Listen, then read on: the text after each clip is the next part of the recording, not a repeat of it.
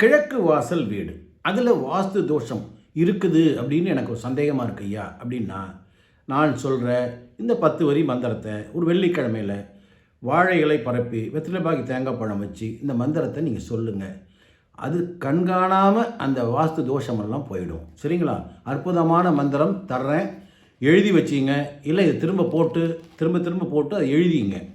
ஓம் இந்திர தேவதா புரஸ்திர தனக வந்தவபாத சம்னி வஸ்வதீய மகிமான்ய மகா காரியகாரி புத்திர சோனது அஷ்டதனபந்தமே தேவாஸ்ய புரஸ்த தருண கலரோ மகிமா தேவதா மகாயி பயாமி கிழக்கு தேவதா சகல தோஷம் நிவாரய சகல கண்திஷ்டி நிவாரய அஷ்டதிக்கு பாலகா அனுக்கிரக இந்திர பூஜா சமர்ப்பயாமி சர்வமும் சுபமஸ்து ஸ்வாகா அப்படின்னு வெற்றிலை பாக்கு தேங்காய் பழம் வச்சு தீபதூபம் காட்டி படைச்சிட்டு வாங்க.